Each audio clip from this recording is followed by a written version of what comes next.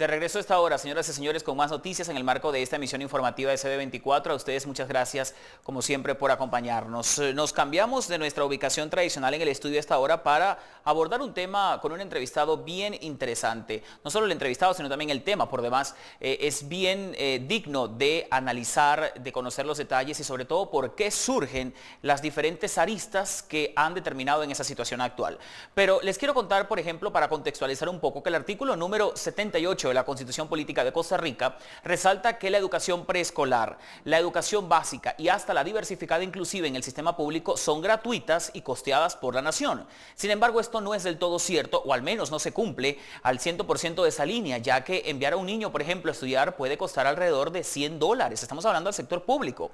Pero para conocer este tema, como les digo, las aristas y por qué esto surge, por qué no se está cumpliendo lo que reza en la Constitución, recordemos que el papel aguanta todo, tenemos, y lo presento por acá, al señor Danilo Vargas. Él es el gerente general de la Fundación Camino, Verdad y Vida. Señor Vargas, bienvenido. Buenas tardes, gracias por acompañarnos. Gracias, igualmente. Bueno, le quiero preguntar, ¿esta situación desde cuándo está ocurriendo? Es decir, ¿por qué la Constitución dice una cosa que no se cumple en la realidad? ¿Y cómo las fundaciones como la que usted gerencia están tratando de coadyuvar con este tema a paliar un poco la situación y a permitir que más niños asistan al sistema educativo público, que es obligación del Estado garantizar? Sí, bueno, muchas gracias. Básicamente el problema es de siempre, ¿verdad? Lo que sucede es que conforme vamos creciendo, el problema se profundiza más y se sale, creo yo, de las manos del gobierno poder atenderlo. Entonces se requiere de la participación realmente general, y muchas veces, como creemos eso de que la educación es gratuita, nos imaginamos que es gratuita en todo sentido. ¿Y qué pasa con los útiles escolares? ¿Verdad? Entonces, la situación es muy grave, es muy grande la pobreza que existe en Costa Rica, con base en los estudios del INEC, ya sea el último estudio que salió en octubre del año pasado, donde maneja que 1 de cada 4 personas en Costa Rica vive en pobreza o pobreza extrema. Eso es más del 26% de la población según el estudio, y se requiere pues de la ayuda no solamente del gobierno, sino de muchas otras más personas, porque la educación puede ser gratuita, pero llevar a un niño o mantenerlo en las aulas no es gratuito. ¿Cómo haría una familia que gana, según el propio INEC, unos 52,000 colones mensuales? Que son como $104 más o menos. Ese es el problema. Entonces, ¿cómo haría una persona que no le alcanza ni para enviar, ni para cubrir el envío del niño o la niña a la escuela? No, ni para pagar los pasajes de los buses. No pueden. Bueno, estábamos nosotros tratando de contactar a algunos voceros del Ministerio de Educación Pública, del MEP. Tenemos entendido, porque nos dijeron que la ministra Sonia Marta Mora está de vacaciones, e hicimos las gestiones para conversar con el exministro Leonardo Garnier, a quien teníamos en línea, pero lamentablemente se cayó la llamada y estamos tratando de reincorporarlo a esta conversación. Me están diciendo en este momento que no vamos a atender al ministro porque aseguró vía telefónica que no está interesado en ofrecer su enfoque con respecto a este tema de la entrevista, cosa que me parece muy importante que se haga, porque sería también interesante saber en qué momento alguien tomó la decisión de que la gratuidad o lo gratuito, digamos, de la educación no ocupará, por ejemplo, los útiles escolares. Era importante que el ministro o un exministro nos hablara de esto. Pero como no lo tenemos, vamos entonces a conocer qué es lo que se está haciendo para solventar esa situación. Usted trajo, digamos, una especie de, esto es un donativo, esto es lo que se regala a algunos niños. ¿Cuántos se ven beneficiados con esto y quién costea esto? Así es. Básicamente, la problemática, yo creo que lo que sucede es que excede las posibilidades de cualquier gobierno, no solamente el actual, sino de Costa Rica. Y por lo tanto, como somos todos costarricenses y todos vivimos acá, deberíamos todos de ser parte de la solución. Entonces, para poder colaborar con lo que el gobierno no puede hacer. Al fin y al cabo, las colaboraciones que el gobierno da para la gente en pobreza, para todos los hogares, esta es otra cifra sorprendente que da el propio INEC, es que solamente la colaboración que da el gobierno alcanza solamente al 43% de los hogares. O sea, el 57% de los hogares en pobreza o pobreza extrema no reciben ninguna colaboración del gobierno. No es que el gobierno no quiera, creo yo que es más que el gobierno no puede alcanzar para más personas, hay un problema con las finanzas públicas, pero entonces que los costarricenses nos organicemos. Este paquete que está acá, este es un kit, esta es la lista de útiles que pide el MEP para cuarto, quinto, sexto grado de escuela.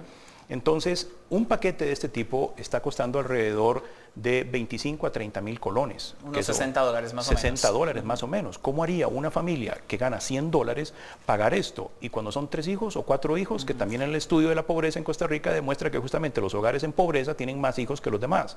Entonces, una familia en pobreza puede estar recibiendo 125 mil colones de salario y en pobreza extrema 50 y pico mil.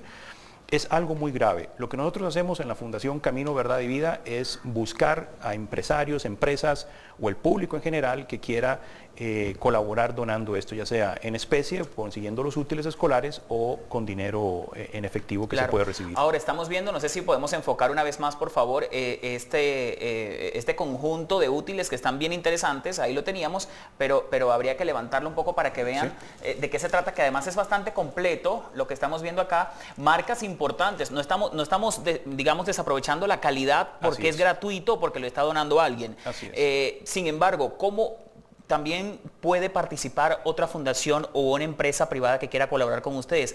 ¿Permite, digamos, los estatutos legales que cualquier cuaderno, cualquier tipo de lápiz, cualquier tipo de folder o de carpeta, como se le llame en algunos de los países, puedan ser donados, o tiene que haber una categorización para evitar que hayan, por ejemplo, discusiones, o para evitar que un niño se sienta mejor que otro porque su cuaderno es una marca y el otro solamente tiene una cobertura de un color?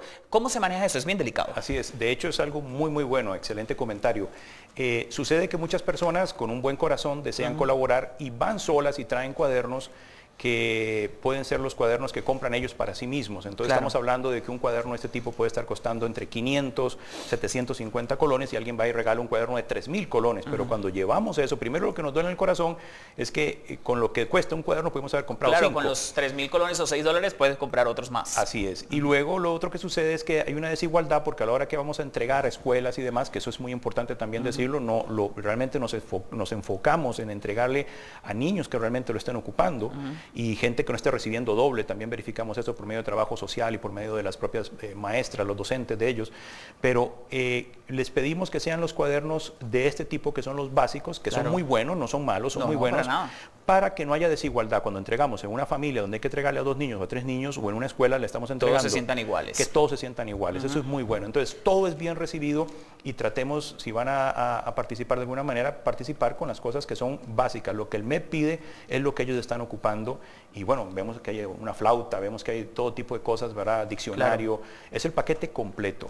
Ahora, señor Vargas, indistintamente cuando uno conversa de este tema, y sobre todo la educación para los niños, que es bien sensible y de suma importancia para las sociedades, porque está demostrado científicamente que en la educación que le das a los niños, la educación va a transformarse en profesionales sólidos, en seres proactivos y en un país más letrado, más culto. En ese sentido, aquí el tema, digamos, de la donación, evidentemente han tenido una buena receptividad de ustedes, nunca está de más un aporte adicional, ¿cierto?, extra, pero lo que me llama la atención, o lo que hay que hacer acá, una flexibilización, un quiebre de análisis, es en ese tema de que hayan que cumplir con unos útiles escolares cuando la educación debe ser gratuita, porque el texto no dice que solamente es impartir la clase, sino que toda la educación, y esto es parte de la educación, debe ser gratuita. Entonces, ¿qué es lo que debe hacer el Ejecutivo costarricense para poder cumplir con lo que dice la Constitución Política de ese país? Para que esto no siga ocurriendo, porque en la medida que, eso es una cadena, en la medida que todo esto ocurra, un caso va sumando 2, 3, 4, 5 y va a llegar un momento en que es incontrolable, como puede ser quizás este momento. ¿Cuál es la recomendación que da usted?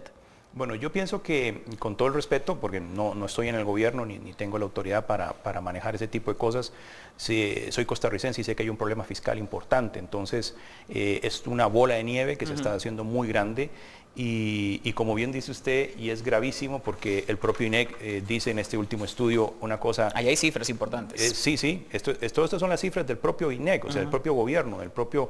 y lo que usted mencionaba es un círculo de miseria porque... El 14.8 de los muchachos de 5 y 17 años que están en pobreza, en esta condición, no asisten, pero luego se pasa a los de 6 a 19, no tienen un rezago, el 17% tiene un rezago educativo, y aquí viene el problema de los empresarios. Los empresarios deberían de volcarse a ayudar más, porque es en el futuro. Cuando yo soy empresario, yo digo, ¿qué me está pasando hoy? Sí, perfecto, pero ¿qué me está pasando con la mano de obra dentro de 20 años? Y el problema es que la pobreza no tiene la misma sigue calificación creciendo. de ahora, porque si la educación merma. El INEC lo dice, dice que solamente de la gente en pobreza pobreza de 18 a 24 años, solamente el 63.8% de la población en pobreza, que es más del 25% de la población nacional, logra el bachillerato. Esto es bien grave. Esto es bien grave, porque además de 25 a 64 años, dice el propio INEC, que tienen bajo desarrollo de capital humano el 74% de la población. O sea, es una cadena de miseria que se va arrastrando y arrastrando. ¿Por qué? Porque los niños o no tienen para ir a la escuela, que esto es lo que se necesita para que vayan a la escuela, o no tienen para mantenerse en la escuela. Y entonces después preguntan, es que se salen los niños, sí, pero los niños salen no porque no quieran, porque el gobierno hace una buena labor para darles de comer a los niños en las escuelas. Entonces uno dice, ¿por qué no pueden? Porque no tienen. Entonces no tienen para qué, no tienen para pagar los buses. Eso es increíble. Nosotros en la fundación tenemos otro programa que es el de madrinas y padrinos, que eso es otro tema, pero es para ayudar a mantener a los niños en la escuela sufragando los pasajes de los buses de ellos. Pero es eso, yo creo que la solución... El gobierno obviamente tiene un problema fiscal, tiene que ver cómo hace para ordenarse, sus finanzas públicas, etcétera. Yo creo que sí, mucha gente ha estado en Costa Rica desde la parte política y de la parte social pidiendo que se redistribuyan los ingresos como tiene que ser, que se asignen los impuestos como tiene que ser a la educación. Realmente esto es un daño que nos hacemos a todos los costarricenses, pero además creo yo definitivamente que los empresarios y las empresas, como usted dijo muy bien ahora, una empresa, por ejemplo, que es fabricante de cuadernos, una empresa que es fabricante de esto, pues que den un poco más. Porque está bien vender, obviamente yo soy empresario y está bien, muy bien vender, pero ¿qué pasa con lo demás? Y eso pero también tiene que haber un incentivo por parte del gobierno, porque acá, por ejemplo, la empresa privada se queja del costo de la luz, de la mala infraestructura vial, de los impuestos, del costo de la seguridad social a través de la Caja Costarricense. Entonces la gente dice, bueno, yo con esto pago lo suficiente como para que el gobierno invierta esa plata en los niños, o por lo menos en darle los útiles. Entonces tiene que haber un estímulo de parte y parte, tiene que haber una sinceración del gasto, y tiene que haber también, según lo que dicen algunos expertos, esa intención precisamente de decir, necesito que usted aporte, yo también aporto esto, para que juntos podamos solventar el problema. ¿Dónde está ubicada la fundación, señor Vargas? ¿Cómo puede una empresa que nos esté viendo en este momento en Honduras, por ejemplo, en cualquier otro país, en Panamá, en Nicaragua, en Costa Rica, ponerse en contacto con ustedes? ¿Esto tiene algún tipo de beneficio fiscal, por ejemplo, para el final del año en la empresa? ¿Cómo se maneja esto? Es importante porque la intención de esto eso no es para nosotros, eso es para los niños que quieren estudiar, pero que no pueden porque lamentablemente no tienen los recursos. Correcto. Bueno, nosotros estamos aquí en Costa Rica, en Santana, en la parte oeste de la ciudad. El teléfono es el 2203-0513. Vamos a hacerlo un poco más despacio. 00506, que es el Código Internacional de Costa Rica. ¿Y el teléfono es, por favor? 2203-0513. Perfecto. Y mi correo, bueno, mi nombre es Danilo Vargas y mi correo electrónico en la fundación es dvargas, de Danilo, dvargas, @caminoverdadvida.org. caminoverdadvida.org, ahí está el correo, nos pueden localizar. Nosotros somos una fundación legalmente constituida y eso es importante. Sí,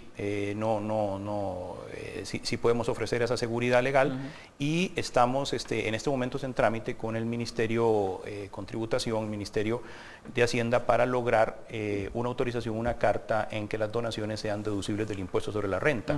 Que sería un buen estímulo para la empresa. Es un buen estímulo. Yo creo que para los empresarios es un buen estímulo y para el gobierno. Cuando usted ve las propias cifras del gobierno, el gobierno sabe que el 57% de los hogares no los alcanza.